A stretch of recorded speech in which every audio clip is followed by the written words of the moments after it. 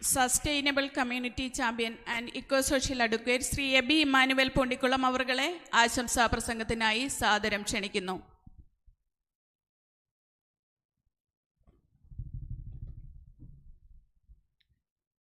ഏറെ ബഹുമാന്യനായ ശ്രീധരൻപിള്ള സാറേ, അതിനായ ഡോക്ടർ ജോജോ വി ജോസഫ് അവറുകളെ, വേദിയിലുള്ള ബഹുമാന്യ വൈദിക ശ്രേഷ്ഠരെ, സാമൂഹ്യ രാഷ്ട്രീയ നേതൃരംഗത്തെ ബഹുമാന്യരെ, പ്രിയ സുഹൃത്തുക്കളെ, 3 മിനിറ്റിൽ സംസാരിക്കേണ്ട ഒരു ആശംസയുടെ സമ്മർദ്ദത്തിൽ മാത്രമല്ല ആമുഖമായി സംസാരിക്കേണ്ടി വരുന്നു എന്നൊരു സമ്മർദ്ദമുണ്ട്. പക്ഷേ ചില പ്രിവിലേജുകൾ തീർച്ചയായിട്ടും ഞാൻ അനുഭവിക്കുന്നുണ്ട്. കാരണം ഞാൻ എല്ലാവരും ജോജോ ഡോക്ടർ ജോജോ സാർ എന്നൊക്കെ പറയുമ്പോൾ പക്ഷേ ഞാൻ ജോജോ ചേട്ടൻ എന്ന് എനിക്ക് അഭിസംബോധന ചെയ്യാൻ കഴിയുന്ന മാതിരിയുള്ള ഒരു സ്വാതന്ത്ര്യം ഞാൻ അനുഭവിക്കുന്നു എന്നുള്ളതാണ് ഞാൻ സൂചിപ്പിച്ച ഒരു പ്രിവിലേജ്. ഒരുപക്ഷെ നിങ്ങൾക്ക് ബഹുഭൂരിപക്ഷം ആളുകൾക്കും അദ്ദേഹത്തെ അവൈലബിൾ ആകുന്നതിന് എക്സ്പീരിയൻസ് ചെയ്യാൻ കഴിയുന്നതിന് മുന്നേ അദ്ദേഹം ഞങ്ങളുടെ ആളായിരുന്നു. ഞങ്ങളുടെ പാതാമ്പുഴക്കാരൻ എന്നുള്ളൊരു അഭിമാനം, പൂഞ്ഞാറുകാരൻ എന്നുള്ളൊരു അഭിമാനം കൂടെ നിലനിർത്തിക്കൊണ്ടാണ് ഞാനിവിടെ സംസാരിക്കുക. വലിയ അഭിമാനമാണ് ഞങ്ങൾക്ക് ഉള്ളത്.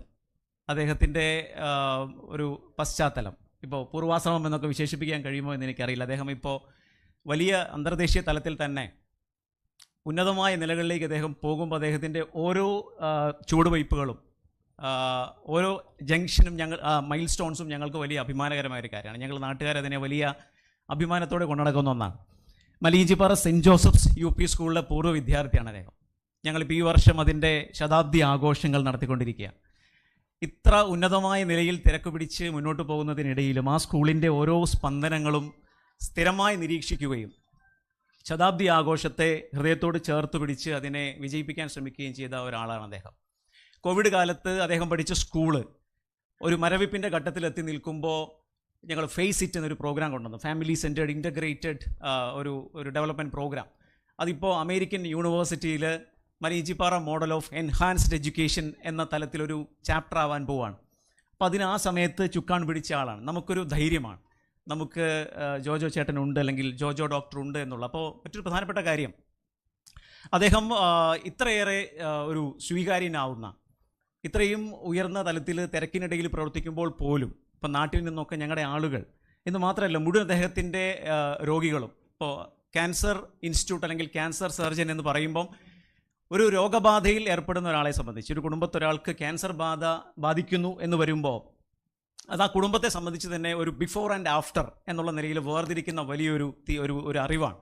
അവിടെ നിന്നുകൊണ്ട് അവർ മുന്നോട്ട് പോകാൻ ശ്രമിക്കുമ്പോൾ, അതിനോട് അഡാപ്റ്റ് ചെയ്യാൻ ശ്രമിക്കുമ്പോൾ, അല്ലെങ്കിൽ ഫൈറ്റ് ചെയ്യാൻ ശ്രമിക്കുമ്പോൾ, അല്ലെങ്കിൽ അതിൽ നിന്ന് റിക്കവർ ചെയ്യാൻ ശ്രമിക്കുമ്പോൾ അവർക്കൊപ്പം ഇതേമാതിരി സൗമ്യതയോടെ, സ്നേഹത്തോടെ, കരുതലോടെ നിൽക്കുന്ന ഒരു ഡോക്ടർ ഉണ്ടാവുക എന്നുള്ളത് അവരെ സംബന്ധിച്ച് ലഭിച്ചൊരു വലിയ ഭാഗ്യമാണ്.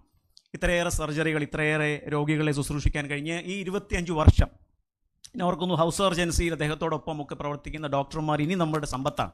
അദ്ദേഹത്തിൻ്റെ അനുഭവ സമ്പത്തും അദ്ദേഹം രോഗികളോടും കൂട്ടിരിപ്പുകാരോടും സമൂഹത്തോടും സംവദിക്കുന്ന, അവരെ കൂടെ ചേർത്ത് നിൽക്കുന്ന അദ്ദേഹത്തിൻ്റെ ഒരു ശൈലിയും ഒക്കെ കണ്ടു കേട്ട് പഠിക്കാൻ സാധിക്കുന്ന, അദ്ദേഹത്തിൻ്റെ അനുഭവ സമ്പത്തിനെ സ്വാംശീകരിക്കാൻ കഴിയുന്ന ആ ഡോക്ടർമാർ, വളർന്നു വരുന്ന ഡോക്ടർമാർ എന്ത് ഭാഗ്യം ചെയ്തവരാണെന്ന് ഞാൻ വിശ്വസിക്കുകയാണ്. ദീർഘമായിട്ട് ഞാൻ പോകുന്നില്ല, 3 മിനിറ്റ് സമയത്തിൽ ഞാൻ അവസാനിപ്പിക്കേണ്ടതുണ്ട്. അദ്ദേഹത്തിൻ്റെ കുടുംബം, വാട്ടപ്പള്ളിയിൽ കുടുംബം തികച്ചും ഞങ്ങളുടെ എന്താ പറയുക, നാട്ടിൽ വളരെ ശ്രദ്ധേയമായൊരു കുടുംബമാണ്.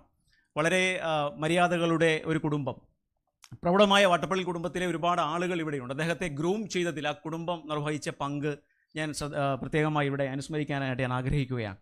അതേപോലെ തന്നെ അദ്ദേഹം ഒരു പ്രധാനപ്പെട്ട കാര്യം ഞാൻ എപ്പോഴും ഓർക്കുന്നത്, ഇത് വലിയൊരു കാര്യമാണ്, സോഷ്യൽ മീഡിയയിലൂടെ അദ്ദേഹം ആളുകളുമായി സംവദിക്കുന്നു. അദ്ദേഹത്തിൻ്റെ ഈ പുസ്തകം തന്നെ എനിക്ക് തോന്നുന്നു ഒരുപാട് ആളുകളെ, പ്രത്യേകിച്ച് ക്യാൻസർ ബാധിക്കാനിടയുള്ളവരോ ക്യാൻസർ ബാധിതരോ ആളുകളെ സാന്ത്വനിപ്പിക്കാൻ, ഒരുപക്ഷെ അവരെ പ്രചോദിപ്പിക്കാൻ, ഇനി അങ്ങോട്ടേക്ക് രോഗാതുരമായൊരു കേരള സമൂഹത്തോട് എങ്ങനെ അതിൽ നിന്ന് മാറി നിൽക്കണമെന്ന് പരിശീലിപ്പിക്കാൻ, പഠിപ്പിക്കാനുള്ളൊരു പാഠപുസ്തകമായി ഇത് മാറുമെന്നുള്ള കാര്യത്തിൽ യാതൊരു സംശയവുമില്ല.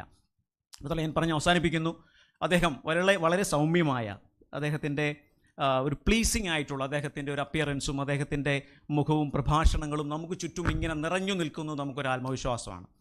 പ്രത്യേകിച്ച് ഈ ഒരു രോഗവുമായി ബന്ധപ്പെട്ട് മല്ലിടുന്ന ആളുകളെ സംബന്ധിച്ചിടത്തോളം തങ്ങൾക്ക് ചുറ്റും ഞങ്ങളുടെ ഡോക്ടറുടെ അഡ്വൈസുകളും അദ്ദേഹത്തിൻ്റെ സാന്ത്വനങ്ങളും സ്വരവും ഒരു വിരൽത്തുമ്പിലുണ്ട്. അത് അദ്ദേഹം ചെയ്യുന്ന വലിയൊരു സേവനമായി ഞാൻ കാണുന്നു. ഞാൻ ദീർഘമായി സംസാരിക്കുന്നില്ല. എല്ലാ തരത്തിലുള്ള ആശംസകളും നാടിനു വേണ്ടി, നാട്ടുകാർക്ക് വേണ്ടി, അദ്ദേഹത്തിൻ്റെ പൂർവ്വ വിദ്യാലയമായ സ്കൂളിനു വേണ്ടിയൊക്കെ അർപ്പിച്ചുകൊണ്ട് നിർത്തുന്നു. Thank you.